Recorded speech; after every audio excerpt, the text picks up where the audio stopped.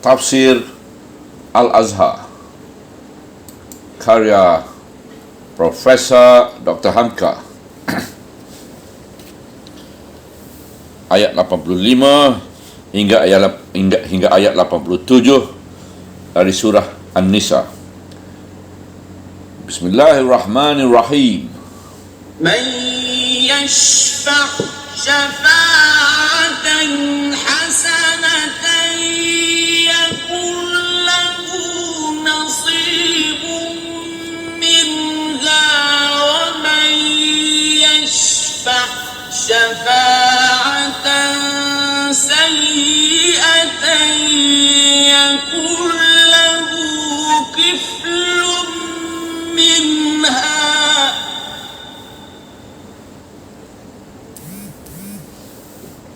وَكَانَ اللَّهُ عَلَى كُلِّ شَيْءٍ مُقِيتًا. Ayat 85.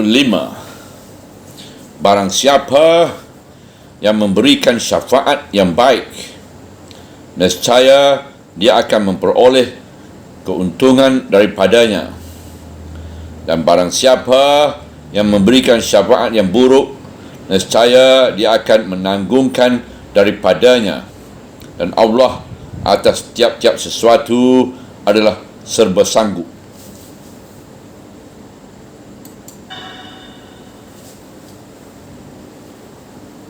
وَإِذَا حُيِّيتُم بِتَحِيَّةٍ فَحَيُّوا بِأَحْسَنَ مِنْهَا أَوْ رُدُّوهَا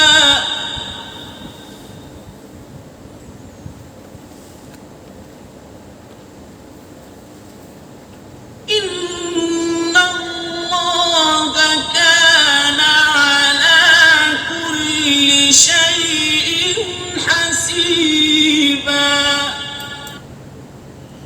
Ayat 86.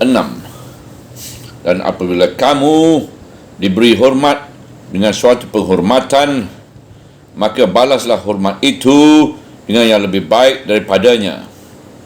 Atau hendaklah kamu balas sama akan dia. Sesungguhnya Allah atas tiap-tiap sesuatu adalah penghitung cermat.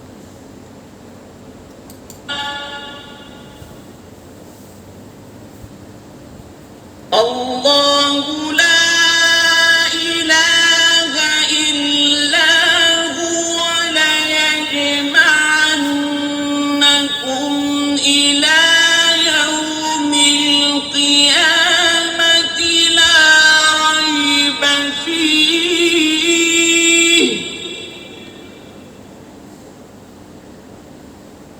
wa man asdaqu minallahi haditha.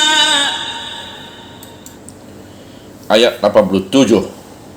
Allah, tidak ada Tuhan melainkan Dia. Sesungguhnya Dia akan mengumpulkan kamu pada hari kiamat. Tidak ada keraguan padanya. Dan siapakah yang akan terlebih benar ucapannya selain dari Allah? Syafaat. Ayat yang akan kita tafsirkan ini membicarakan tentang syafaat. Kata-kata syafaat itu telah terpakai dalam kalangan agama di negeri kita. Seorang ayah yang kematian anaknya di waktu kecil, ketika orang takziah kepadanya, lalu orang berkata, moga-moga anak saudara yang meninggal itu akan menjadi syafaat saudara di akhirat kelak. Artinya bahawa kematian anak itu akan menolong meringankan azab siksaan si ayah yang patut diterimanya sebab dia sabar atas kematian anaknya.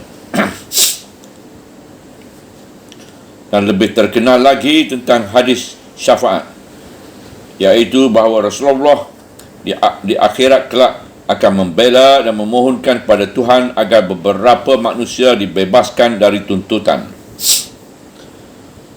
Satu kali terjadi perselisihan rumah tangga di antara seorang perempuan merdeka bernama Barirah dengan suaminya. Sedang suaminya itu budak. Perempuan itu tidak suka lagi kepada suaminya sebab dia meninggalkan rumah tangganya.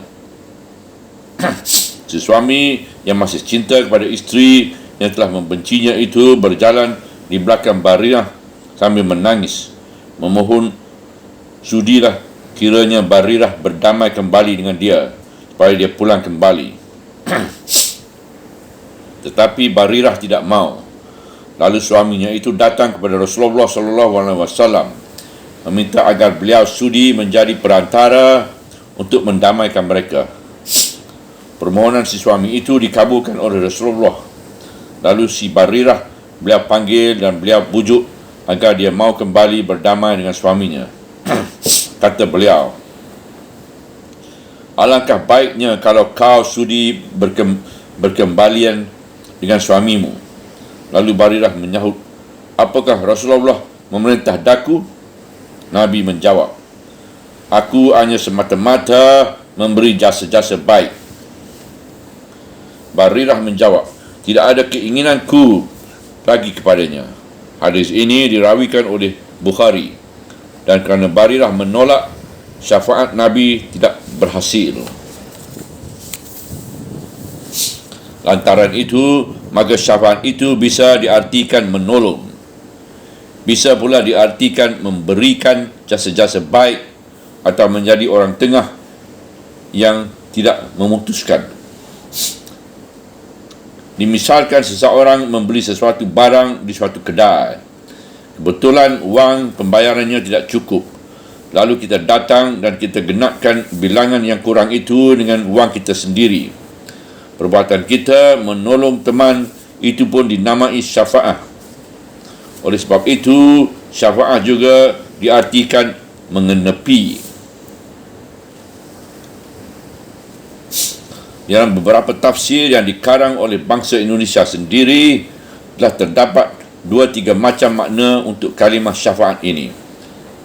A. Hasan dalam tafsir Al-Furqan memberi arti syafaat dengan mengenepi, sebab memang syafi artinya genap sebagai timbalan dari watri yang bererti ganjil.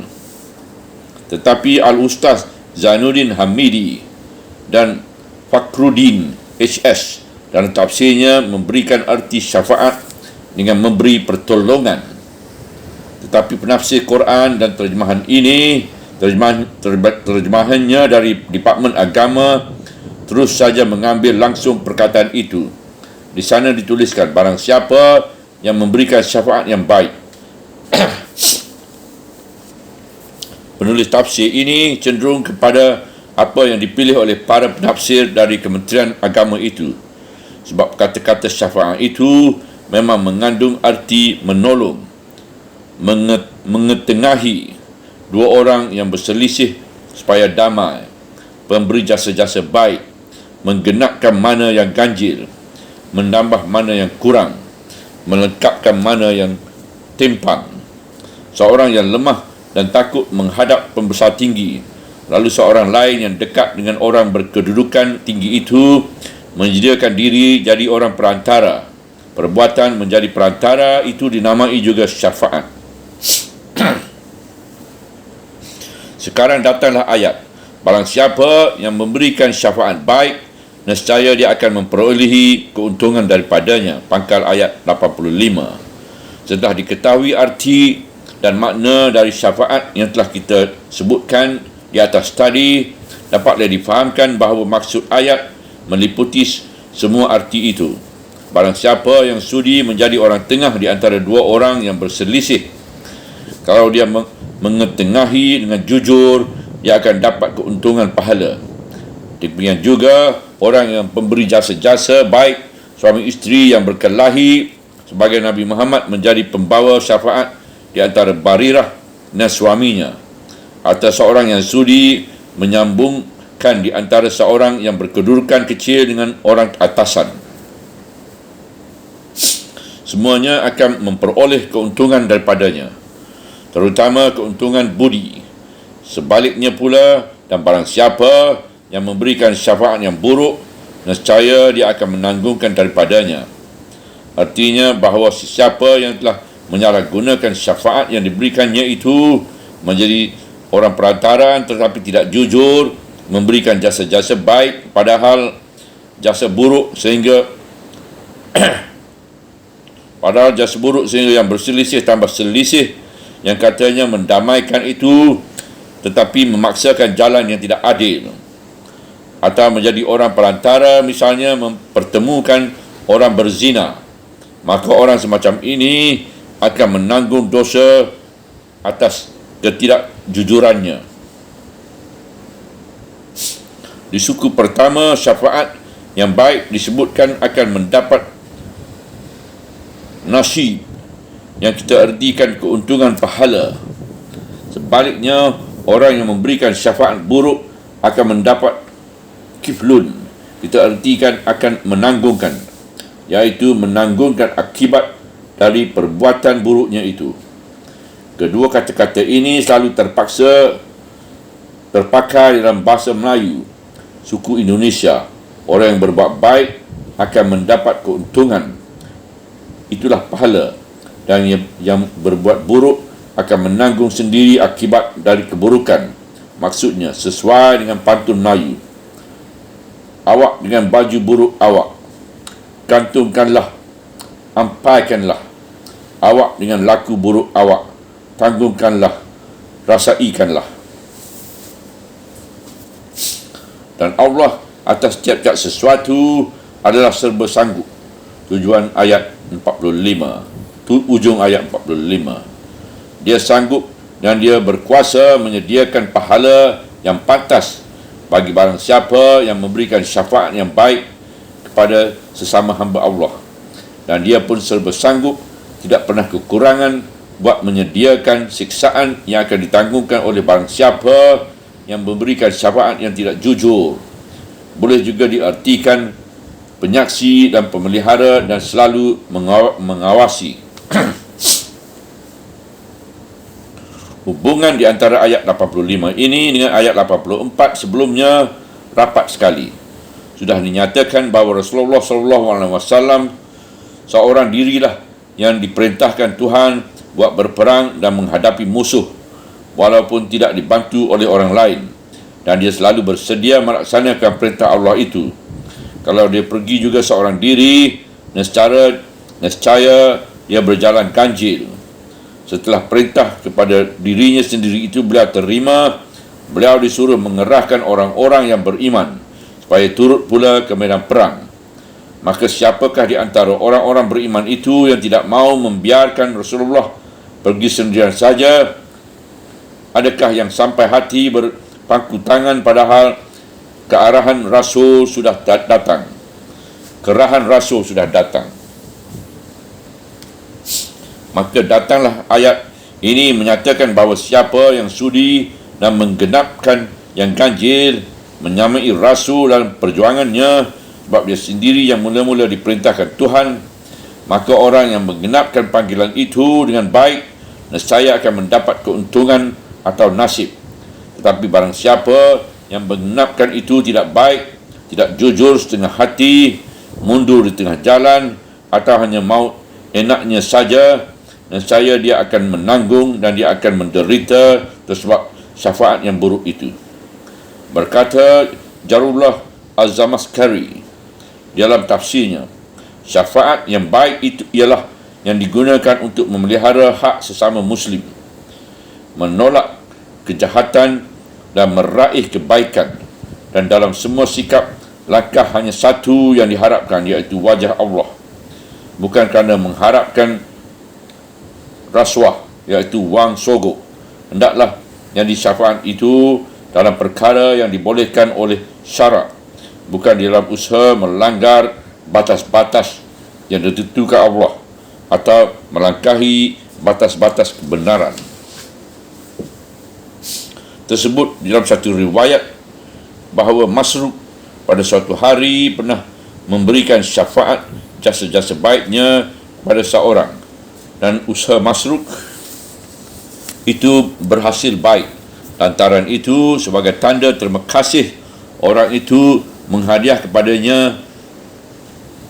beliau seorang jariyah, iaitu budak perempuan. Bukan main marah beliau menerima hadiah itu sehingga beliau kembali di saat itu juga.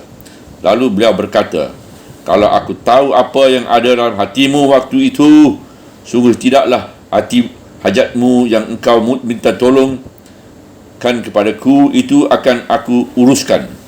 Jadi jelaslah bahawa syafaat dalam hal ini adalah betul-betul menolong kerana Allah, bukan kerana mengharap ada udang di sebalik batu. Kalau akan demikian, lebih baik terang-terang minta upah saja. Kalau hal itu aku urus, berapa engkau bayar. Menolong syafaat bukanlah kantor advokat.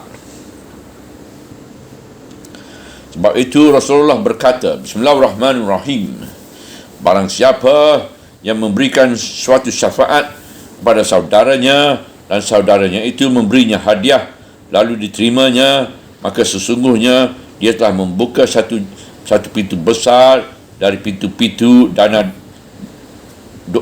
dari pintu-pintu dosa besar. Diriwayatkan oleh Abu Daud daripada Abu Umamah. Patutlah kita perhatikan hadis Nabi ini dan kita teropong diri kita sendiri. Akan sanggupkah kita menempuh jalan iman seperti ini? Menolong orang lain, memberikan syafaat pada orang lain, janganlah mengharap supaya dibalasnya. Hadis Nabi ini telah menunjukkan bahawasanya seseorang yang menolong orang lain dengan menggunakan jasa-jasa baik dan pengaruhnya sehingga urusan orang itu jadi mudah dan berhasil. Lalu orang yang ditolong itu memberikan hadiah. Kalau hadiah itu diterima, berarti kita telah membuka suatu pintu dari pintu-pintu dosa yang besar. Alangkah jauhnya dari budi Islam seorang yang mempergunakan jasa-jasa baik itu buat menerima hadiah, buat menerima wang semir, rasuah, wang pelancar urusan. Apalah artinya jasa baik calon kasar itu sudah mulai dibayar. Sebuah hadis Nabi, Bismillahirrahmanirrahim, daripada Aisyah radhiyallahu anha, berkata Rasulullah sallallahu alaihi wasallam, barang siapa yang menghubungkan untuk saudaranya sesama muslim pada orang yang mempunyai kuasa untuk menyampaikan satu jasa atau mempermudahkan sesuatu yang sukar, akan ditolong dia oleh Allah memudahkan ketika melalui sirah di hari kiamat, seketika telapak kaki mulai meniti. Dirawi oleh At-Tabrani dari Ibnu Hibban. Seorang muslim yang memberikan syafaat kepada orang lain bukanlah mengharapkan hadiah orang yang disyafaati dalam dunia ini juga, tetapi yang diharapkannya ialah pertolongan Allah dalam memudahkan langkahnya seketika mulai meniti Siratul Mustaqim di akhirat kelak. Dalam hal ini, teringatlah kita akan satu kisah yang terjadi pada sahabat-sahabat Rasulullah. Al-Quran telah memberikan pujian pada kaum Ansar di Madinah bahawa untuk menerima kawan sefahaman orang Muhajirin yang pindah ke Madinah kerana mempertahankan keyakinan mereka, maka kaum Ansar yang menerima mereka di Madinah itu telah menyambut dengan budi bahasa yang hanya bertemu pada orang beriman. Bahkan mereka melebih utamakan kawan yang baru pindah itu daripada diri sendiri, meskipun mereka dalam kesusahan. Lihat surah 59 Al-Hasr ayat 9. Pujian yang demikian dari Tuhan dengan wahyu kepada kaum Ansar menyebabkan mereka memupuk terus pujian itu dalam diri mereka sendiri, sehingga termasyhurlah dermawan dan kesudian memberi syafaat kaum Ansar di seluruh tanah Arab di zaman itu, dan kini dipelihara pula oleh anak cucu mereka. Qais bin Sa'ad bin Ubadah adalah seorang putera orang Ansar yang terkenal dermawan. Ayahnya Sa'id bin Ubadah di kalangan Ansar sama dengan kedudukan Abu Bakar dalam kalangan Muhajirin. Sa'ad terkenal kerana dermawannya, dan kedermawannya itu menurun kepada anaknya Qais.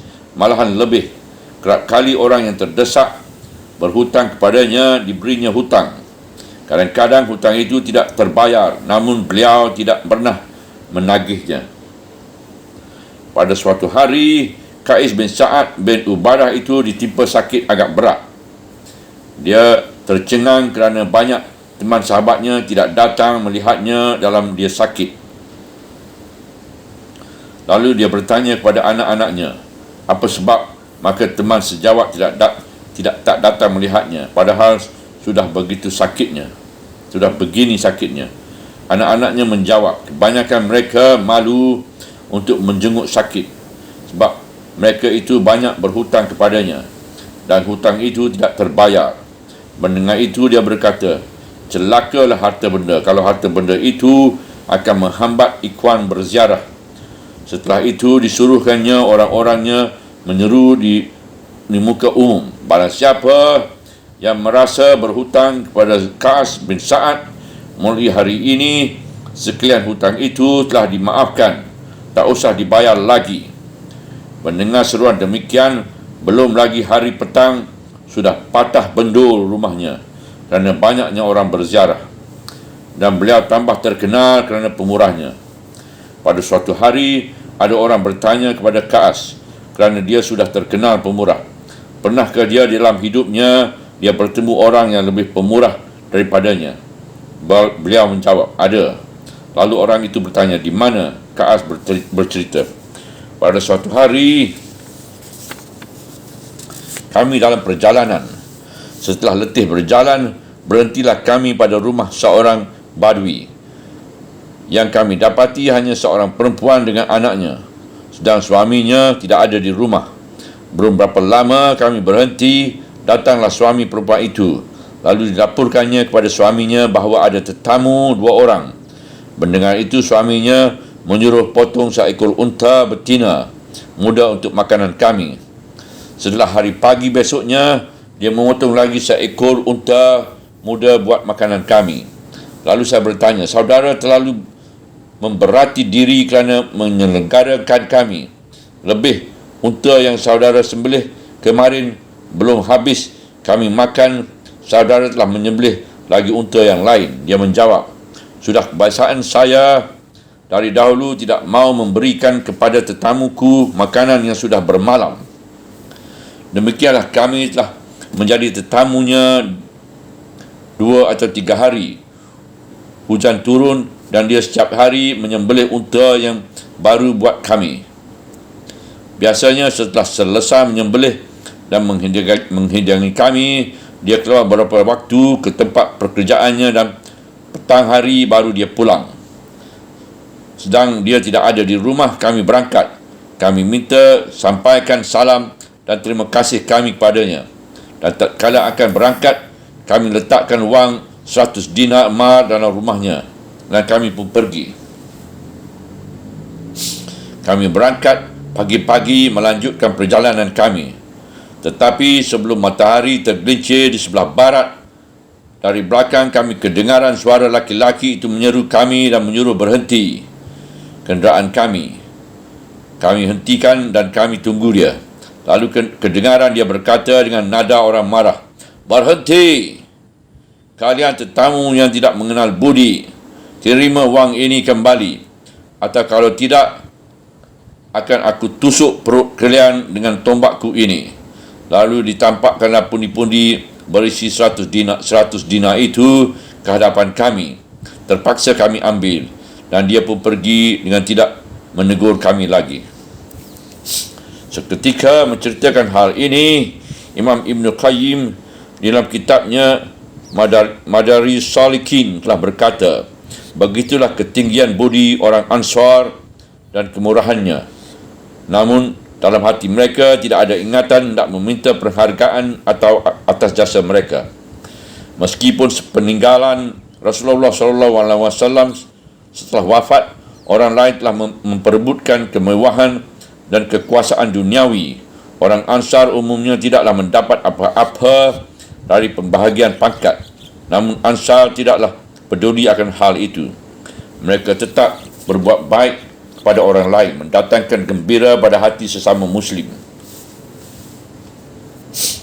Dan bila mana jasa mereka hendak dibeli dengan benda, nescaya mereka akan murka sebagaimana murkanya orang Badui di desa padang pasir itu seketika jamuannya yang diberikannya itu dengan tulus ikhlas hendak dibayar. Bagi mereka, hal yang demikian adalah malu yang besar, menyinggung kehormatan dan harga diri. Maka kalau kita perbandingkan pekerti orang Ansar itu dengan kita zaman sekarang, malulah kita kepada diri. Entah apa penyakit mental dan moral yang menimpa kita, sehingga kali syafaat atau pertolongan yang kita berikan kepada seseorang, kita meminta upah, sehingga selalu terjadi korupsi benda yang timbul daripada korupsi jiwa. Salam. Sekarang ayat seterusnya. Dan apabila kamu diberi hormat dengan suatu perhormatan, pangkal ayat 86. Artinya apabila orang mengucapkan salam kepadamu, memohon kepada Tuhan mudah-mudahan selamat keadaanmu, selamat badanmu, terpelihara dari segala macam malapetaka dengan mengucapkan Assalamualaikum. Maka balaslah hormat itu dengan yang lebih baik daripadanya. Artinya kalau misalnya orang mengucapkan Assalamualaikum, balaslah dengan Waalaikumsalam warahmatullah. Dan kalau salam orang itu ditambah lagi dengan warahmatullah, balaslah dengan tambahan lagi wabarakatuh. Berkata Ar-Raghi, kalimah tahiyah sebagai penghormatan artinya ialah doa agar yang dihormati hidup sihat umur panjang.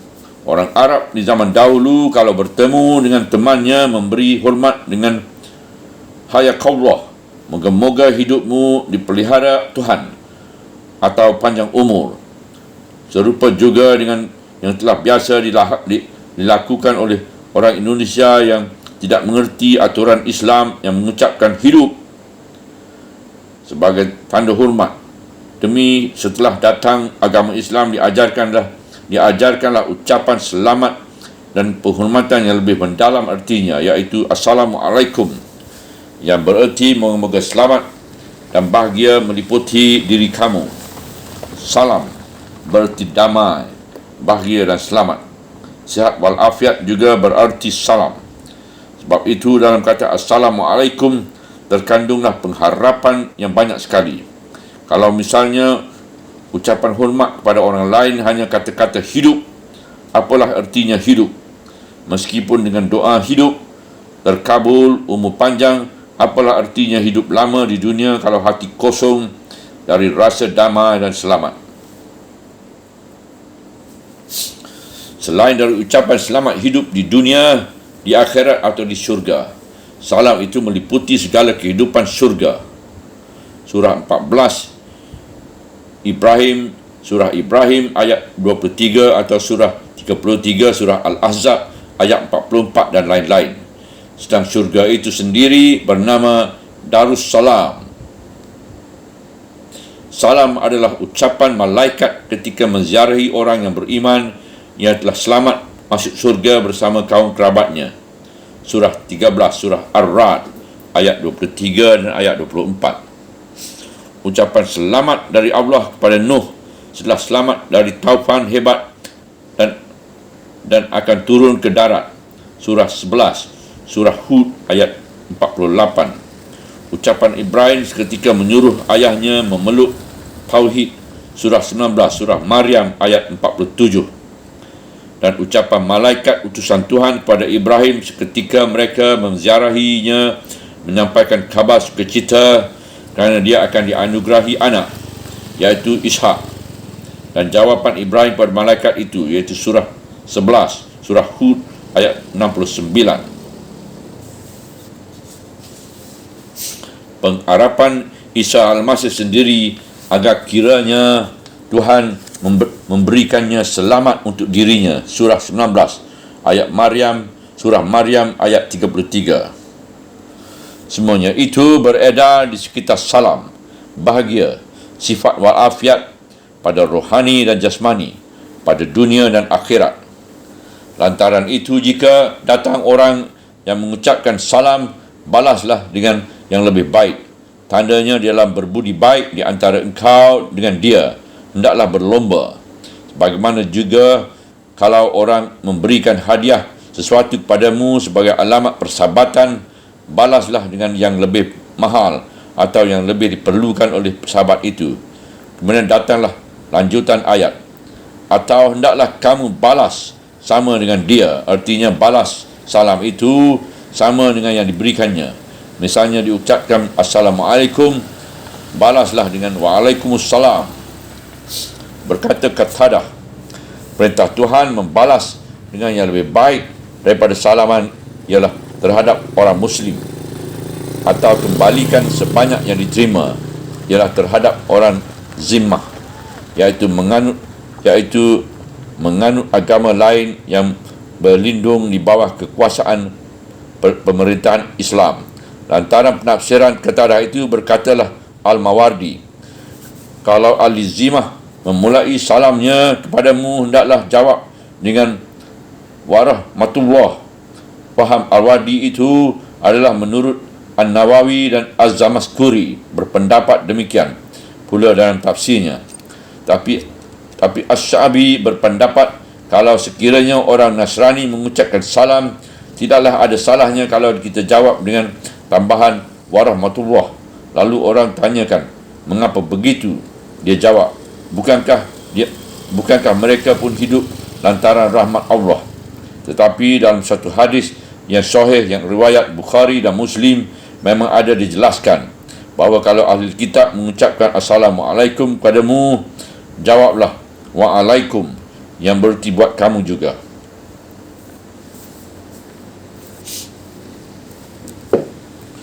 Apa sebab maka penafsiran ini merembat kepada ahli kitab? Untuk ini hendaklah kita fahami bahawasanya ayat 86 ini tidaklah lepas sama sekali dengan rangkai ayat 85 sebelumnya dan ayat-ayat yang serumpun yang berkenaan dengan berperang. Seorang Muslim dalam suatu angkatan perang Islam pergi memerangi satu negeri. Sampai ke dalam negeri itu, penduduknya langsung mengucapkan salam. Padahal salam adalah mengandung kata damai dan hormat dan memuliakan orang yang datang.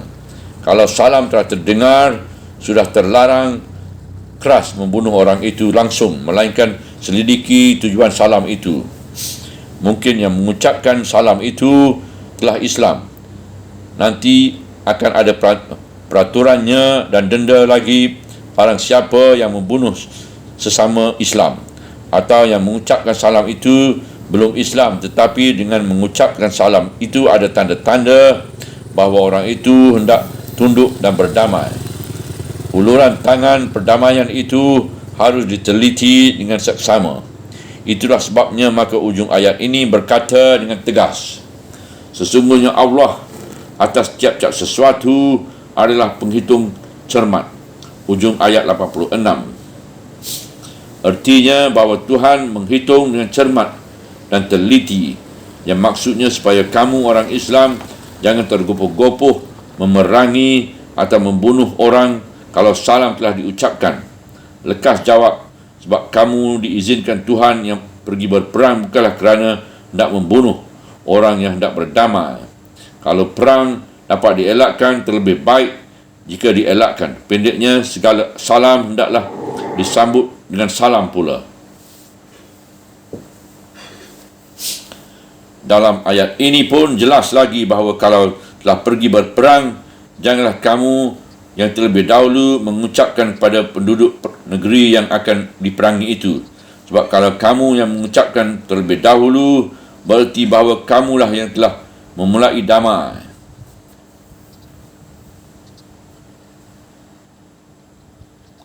Bersabda Rasulullah SAW, Bismillahirrahmanirrahim, sesungguhnya Allah Ta'ala telah menjadikan salam itu sebagai suatu penghormatan bagi umat kami dan sebagai suatu tanda aman bagi ahli zimmah kami. Dirawikan oleh At-Tabarani dan Al-Bahaki dari hadis Abu Umamah. Selain dari penafsiran yang tersebut tadi, iaitu yang menyatakan bahawa sambutan salam yang lebih baik untuk sesama Islam dan sambutan yang sama untuk pemeluk agama lain, mungkin dapat juga ditafsirkan bahawa perubahan salam di antara yang lebih baik dengan yang biasa ialah setelah menilik cara dan sikapnya yang memberikan salam. Jika memandang agama, tidak memandang agama. Kalau pihak Islam sendiri yang memberikan salam, tetapi dalam sikapnya terbayang kemunafikan, dijawab dengan sambutan yang sama. Dan walaupun pihak agama lain yang mengucapkan salam, tetapi dalam sikapnya ternyata benar-benar ingin berdamai, boleh juga dijawab dengan salam yang lebih baik. Setelah kita selesai meninjau ayat ini seraya menilik hubungannya dengan perang, sekarang dapatlah kita menjelaskan bahawasanya salam adalah salah satu di antara hak kewajipan orang Islam sesama Islam. Sedangkan di waktu perang lagi diperintahkan menjawab salam, apatah lagi di waktu damai. Nescaya salam menjadi salah satu dari tiang kedamaian hidup, sampai tersebut dalam satu hadis yang dirawikan oleh Bukhari dan Muslim. Demikian sabda Nabi. Bismillahirrahmanirrahim. Sesungguhnya perangai Islam yang paling mulia dan paling baik ialah memberi makan, iaitu menjamu dan membacakan salam kepada orang-orang yang engkau kenal dan kepada orang yang tidak engkau kenal pun. Dan sabda Nabi pula, Bismillahirrahmanirrahim. Sebar-sebarkanlah salam, nescaya akan timbul cinta mencintai di antara kamu. Dirawikan oleh Al-Hakim dari Abu Musa Al-Asy'ari. Dan sabdanya pula lagi, Bismillahirrahmanirrahim.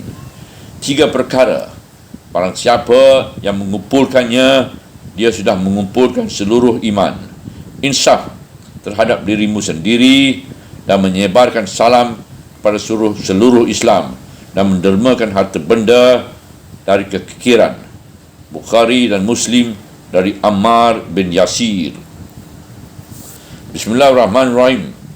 Hadis satu lagi dari Al-Bara'ah bin Azib radhiyallahu an, berkata dia, Rasulullah sallallahu alaihi wasallam telah menyuruh kami dengan 7. 1. Menjenguk orang sakit. 2. Mengirimkan jenazah. 3. Menjawab bersin. 4. Membela orang yang lemah. 5. Menolong orang yang teraniaya. 6. Menyebarkan salam. 7. Menebusi sumpah. Dirawikan oleh Bukhari dan Muslim. Dan banyak lagi hadis-hadis yang lain.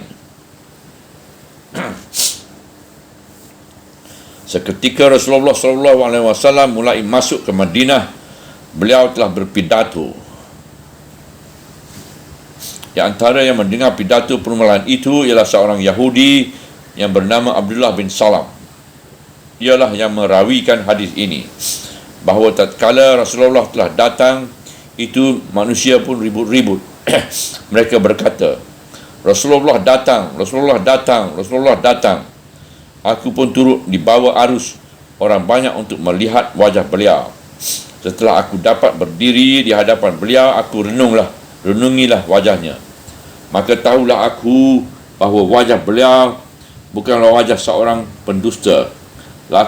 Lalu aku dengarkan beliau berpidato. Wahai sekalian manusia, sebarkanlah salam, hidangkanlah makanan, hubungkanlah kasih sayang, dan sembahyangkanlah di tengah malam, sedang manusia lain tidur nyenyak. Nescaya kamu semuanya akan masuk ke dalam syurga dengan bahagia. Dirawikan oleh At-Tirmizi. Perkataan Rasulullah yang demikian itulah yang menyebabkan pada hari itu juga Abdullah bin Salam datang menghadapi Rasulullah SAW dan menyatakan dirinya masuk Islam.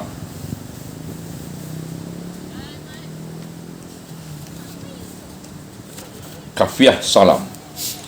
Menulis Imam An-Nawawi di dalam kitab Riyadus Salihin, amat mustahab orang yang memulai memberi salam mengucapkan Assalamualaikum warahmatullahi wabarakatuh, iaitu datang dengan zamir jamak memakai kum, meskipun yang diberi salam itu hanya seorang saja, dan orang yang menjawab hendaklah mengucap Waalaikumsalam warahmatullahi wabarakatuh, iaitu dipakainya waw ataf di muka alaikum, artinya ucapkanlah kum untuk orang banyak, jangan ka untuk seorang, sebab kum untuk orang banyak itu lebih hormat daripada ka, kecuali kepada Allah.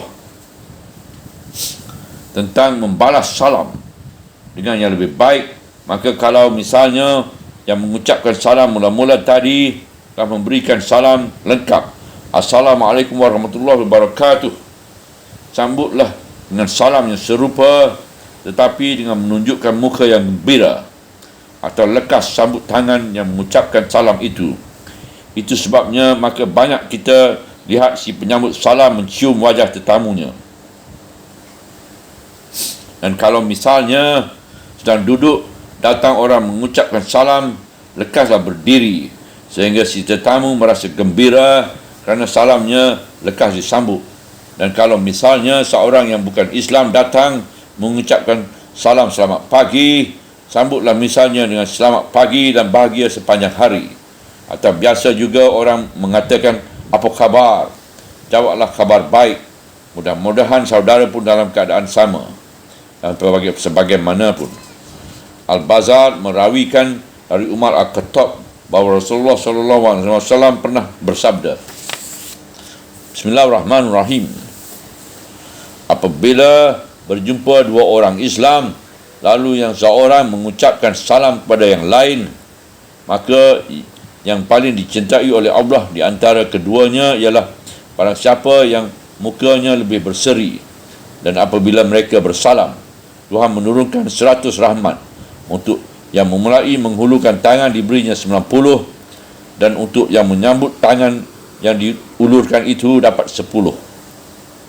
Menurut hadis Abu Daud dari Ali bin Abu Talib, menurut sabda Nabi, kalau ada orang berjalan ramai-ramai, cukup seorang saja yang mengucapkan salam.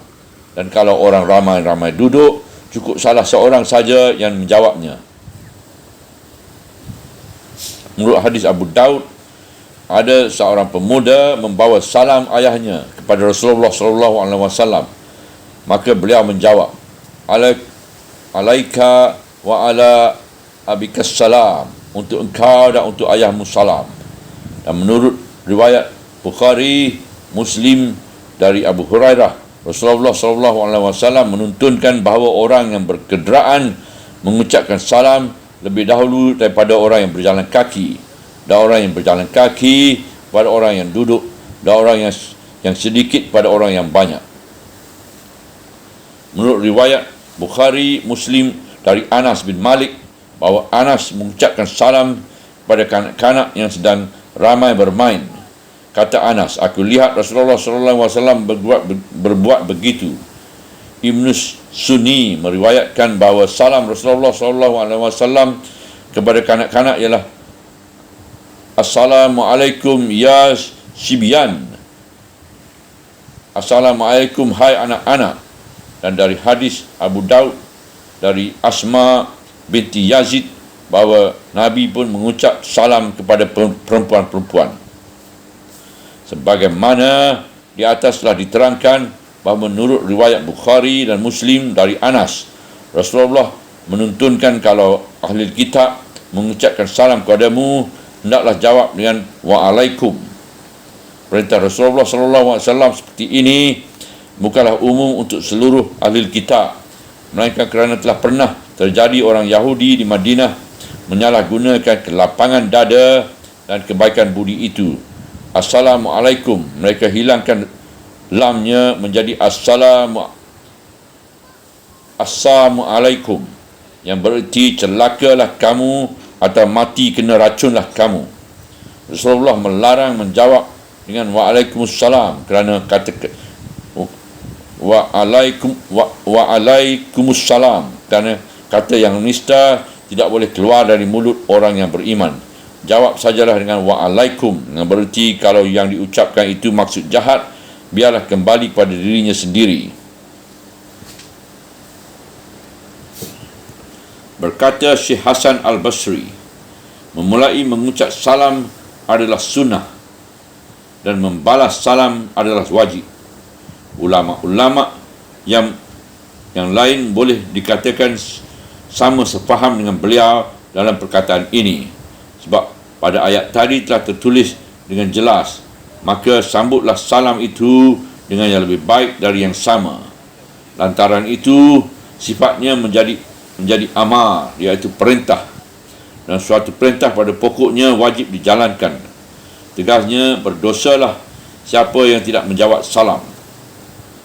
Berdasar pada kesan yang dikemukakan oleh Imam An-Nawawi dalam kitab Riyadhus Shalihin tadi, iaitu bahawa kepada seorang pun kita pakai juga damir jamak sebagai ucapan kehormatan, maka kepada perempuan juga kita pakai damir jamak yang untuk laki-laki. Sebab itu tidaklah Rasulullah SAW mengucap Assalamualaikunna pada perempuan, melainkan Assalamualaikum juga pada waktu akhir-akhir ini, kerana orang hendak bincang mengadakan ijtihad, padahal tidak di dalamnya bahasa Arab dan adat istihadat pemakaian bahasa itu pernah terdengar orang mengucapkan salam di hadapan satu majlis yang dihadapi oleh banyak laki-laki dan banyak perempuan. Assalamualaikum waalaikumnas. Salam warahmatullahi wabarakatuh. Inilah satu pemakaian bahasa yang amat janggal. Yang akan mengetahui keganjalan ini ialah orang yang mengerti balaghah bahasa Arab.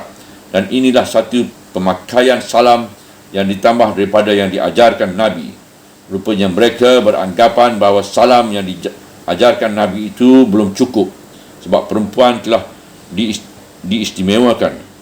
Sebab Nabi tidak hendak meniru ada orang barat yang memulakan perempuan dengan satu macam salam buatan zaman moden. La haula wala quwata illa billahil aliyyil azim. Semuanya ini alamat fikiran kacau. Damai sampai ke akhirat. Allah, tidak ada Tuhan melainkan Dia. Pangkal ayat 87. Setelah Tuhan menerangkan berbagai peraturan itu sampai pada sikap di waktu ada perang, sampai pula bagaimana cara menerima salam dan menyambutnya di waktu perang atau di waktu damai, maka datanglah ayat 87 mengembalikan kita ke pangkalan tempat kita tegak, baik perang atau damai, atau menyatakan taat kepada Allah dan Rasul, melakukan syafaat kepada sesama Muslim dan sebagainya itu, malahan sampai kepada mengembalikan amanat kepada ahlinya dan menjalankan hukum dengan adil. Pangkalan semuanya itu adalah satu belaka, iaitu Allah. Tidak ada Tuhan melainkan Dia. Dari mana pun seorang Muslim memandang dan apa pun yang dipandangnya, urusan perang dan damai, urusan menyusun pemerintahan dan menegakkan keadilan, semuanya lah dengan mengingati Allah. Tidak ada Tuhan melainkan Dia. Urusan dunia yang mana pun yang kita hadapi, kita insaf. Sesungguhnya Dia akan mengumpulkan kamu pada hari kiamat. Sejauh-jauh kamu berjalan, secerdik-cerdik kamu berurusan, ingatlah olehmu satu perkara, iaitu kamu akan kembali kepada Tuhan dan kamu akan dikumpulkan di hari kiamat. Amalanmu akan diperhitungkan dengan teliti. Oleh sebab itu, janganlah kamu berlaku curang. Hari depan itu, hari kiamat, hari diperhitungkan, hari dipertimbangkan dan hari menerima balasan adalah hari yang benar. Tidak ada keraguan lagi padanya. Apabila engkau telah percaya bahawa Allah ada, engkau pun wajib percaya akan datangnya hari itu. Apabila kamu ragu akan adanya hari pembalasan, maka kehidupanmu akan diliputi keraguan belaka. Dan itulah yang akan membawa celaka dan kecewa kamu. Dan yang mengatakan bahawa hari kiamat bukanlah hari yang patut diragukan adalah Allah Ta'ala sendiri. Dan siapakah yang akan terlebih benar ucapannya selain dari Allah. Hujung ayat 87. Inilah pertanyaan Tuhan yang berupa tantangan. Siapa? Cuba cari dan cuba tunjukkan siapa di antara manusia ini yang omongannya dapat dipegang. Mana kata yang lebih benar daripada kata Allah. Kita akan tertipu, terdaya kalau kita ikut dan turuti kata manusia. Apatah lagi kalau syaitan yang memperdayakan. Usia kita akan habis meraba-raba dalam kelam kalau kata Allah kita abaikan. Sejarah selalu jadi pelajaran kita bahawasanya yang selamat dan yang meninggalkan jejak baik hanyalah kata manusia yang berdasar kepada kata Allah. Kalau manusia telah menyeleweng dari kata Allah, segala rencananya akan gagal dan dia akan mati sesudah melalui jalan buntu. Subhanallah walhamdulillah wala ilaha illallah wallahu akbar wala haula wala quwata illa billahil aliyyil azim wala haula wala quwata illa billahil aliyyil azim wala haula wala quwata illa billahil aliyyil azim.